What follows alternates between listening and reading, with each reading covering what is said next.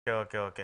సరే ఇక్కడ ప్రధానంగా చూడాల్సింది గత ప్రభుత్వానికి సంబంధించి అంటే లిక్కర్ కేసుకి సంబంధించి ఆయన చాలా క్లారిటీగా చెప్తూ ఉన్నారు.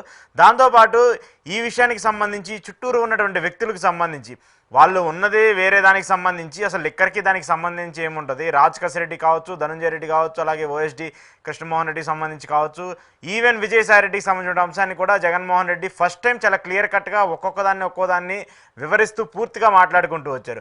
విజయసాయి రెడ్డి గారు సంబంధించి ఆయన ఈ లీడ్ ఎక్కడైతే ఇచ్చారో లిక్కర్ కేసుకు సంబంధించి ఫస్ట్ విచారణకి వెళ్ళినప్పుడు ఆయన మాట్లాడినటువంటి మాటలు కావచ్చు, లిక్కర్ కేసులో ఎవరెవరు ఉన్నారో నాకు తెలుసు, వాళ్ళందరినీ కూడా నేను బయట పెడతాను, వాళ్ళందరి గురించి నేను మాట్లాడతానని చెప్పేసి ఆయన చేసినటువంటి వ్యాఖ్యలకు ఈరోజు డైరెక్ట్గా జగన్మోహన్ రెడ్డి గారు ఒక కౌంటర్ ఇచ్చినట్టు చూడొచ్చా? బేసిక్గా చర్చ నడుస్తుంది. ఎక్కడైనా ముఖ్యమంత్రి ఆ స్థాయి వ్యక్తిని అరెస్ట్ చేయాలన్నా, విచారణకు పిలవాలన్నా సాంకేతిక పరమైన ఆధారాలు ఉండాలి. ఆయన చెప్పినాడు, ఈయన చెప్పినాడు అని తీసుకుంటే చాలా కేవలంగా ఉంటుంది. కోర్టుల ముందు ఆభాస పాలవుతారు. ముఖ్యమంత్రి హెచ్ఓడి ఆఫ్ ఆంధ్రప్రదేశ్ ఒక రాష్ట్రానికి ఖచ్చితమైన ఏదో ఒక ఆధారం కాకపోయినా అనుమానించడానికి కావాల్సిన అంశం ఉండాలి. ఇప్పటి వరకు జగన్ గారు చుట్టూ నడుస్తున్న చర్చ ఏంటి? ధనంజయ రెడ్డి గారు చెప్పేస్తున్నాడు, కసిరెడ్డి చెప్పేసినాడు, విజయసాయి రెడ్డి అరెస్ట్ అయిన అందరూ జగన్ పేరు చెప్పేస్తున్నాడు కాబట్టి ఆయన పట్టుకొస్తాం అంటే కుదరదు. అది ఆయన సూటిగా చెప్పినాడు ఈరోజు. నేను కూడా దాన్ని నమ్ముతాను. ఎందుకంటే ఇప్పుడు రాజకీయ దురుద్దేశంతో కావచ్చు, నిజం కూడా కావచ్చు వాళ్ళు చెప్పిన దాంట్లో. నిజాలు కోర్టు ముందు ప్రధానం కాదు, ఆధారాలే. కోర్టు ముందు ఆధారాలే ప్రధానమే. ఇప్పుడు ఆధారం ఏంటి? జగన్మోహన్ రెడ్డి గారి పరిపాలనలో లిక్కర్ పాలసీలో తీసుకొచ్చిన పాలసీ కన్నా ఇంప్లిమెంటేషన్ లో వీరు ప్రభుత్వానికి రావాల్సిన ఆదాయాన్ని గండిగొట్టి ఈ సిండికేట్లుగా మారిపోయి వాళ్ళకి కావాల్సిన బ్రాండ్లు అమ్ముకొని దాంట్లో వచ్చిన పెద్ద ఎత్తున ధనాన్ని జగన్మోహన్ రెడ్డి గారికి అందినాయి. ఇదే కదా ఆరోపణ. ఎవరు ఇచ్చినారు, ఎట్లా అందే? ఈ రెండు చెప్పకుండా నువ్వు ఎన్ని ఆరోపణలు అయినా కుదరదు. ఎందుకంటే ఇప్పుడు ఎవరు ఇచ్చేయాలి? ఈ డిస్టలరీ వాళ్ళు ఇవ్వాలి, అంతే కదా.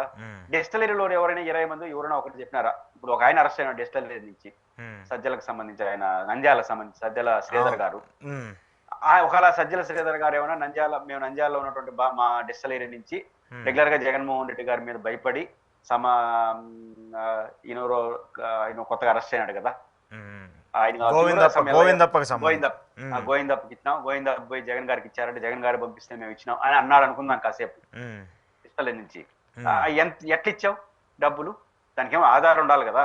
ట్రాన్సాక్షన్స్ ఎలా జరిగినాయి అవన్నీ ఉండాలి. మినిమం టెక్నికల్ ఆధారం లేకుండా ఆయన చెప్పాడు కాబట్టి అరెస్ట్ చేస్తానంటే ఇంకోరు పేరు చెప్తాడు. అదే జగన్ గారు చెప్పింది.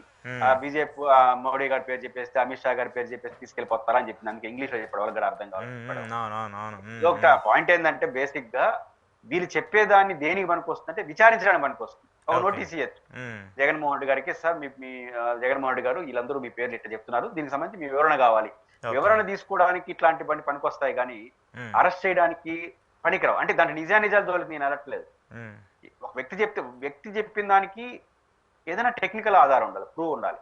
ఉన్నప్పుడు ఖచ్చితంగా ఎవరన్నా లోపల తీసుకుంటారు. కాకపోతే ఇక్కడ ఏమవుతుంది రాజకీయాల్లో, అసలు అరెస్టులు కేసులో నిర్ధారణ అవ్వడం అనేది సెకండరీ కదా. ఎవరిది నిర్ధారణ అవుతుంది? జగన్ గారి సిబిఐ కేసులు 16 నెలలు చేయనప్పుడు ఏమైంది? అది ఇంకా డిశ్చార్జ్ పిటిషన్ ఉంది. అది ఎప్పుడు అవుతుంది ఎవరికి తెలియదు. ఈ దేశంలో రాజకీయ నాయకుల మీద కేసులు 90% ఇంతవరకు కోర్టు చుట్టూ జరుగుతున్నాయి. కాబట్టి ఏ కేసు అనేది కోర్టు నిర్ధారణ కాకుండా ఏమీ జరగదు. అట్లాంటి సమయంలో ఇప్పుడు ప్రధాన రాజకీయ పార్టీలు ఏం చేస్తాయి? నిన్నెంత నేను బదనాం చేసినాను, నువ్వు నన్నెంత బదనాం చేసినావు, అంతే కదా. అరెస్ట్ కావడం ద్వారా బదనాం చేయడం తప్ప, రాజకీయాల్లో పొలిటికల్ బ్లేమ్ చేయడం తప్ప నిరూపించేదే ఉంది. కాబట్టి ఇందువల్ల జగన్మోహన్ రెడ్డి గారు దాన్ని సావధానంగా తీసుకొని ఆయన ప్రభుత్వ పాలసీలో ఏమున్నాయి, దానివల్ల ప్రభుత్వానికి ఆదాయం వచ్చింది, ఎట్లా నష్టపోయే అవకాశం లేదు, కాబట్టి మాకు దొరికే అవకాశం లేదు, వాళ్ళ పాలసీలో లోపం ఉంది కాబట్టి వాళ్ళు కావాలని చేసినారు. ఆయన ప్రతి ఆరోపణ చేసినాడు. ఎందుకంటే వాళ్ళు వీళ్ళ మీద ఆరోపిస్తున్నారు. జగన్ గారు చెప్పింది కరెక్టా, తెలుగుదేశం పార్టీ చెప్తుందో కరెక్టా మనం నిర్ధారణ చేయాలి, వ్యవస్థలు చెప్పాలి.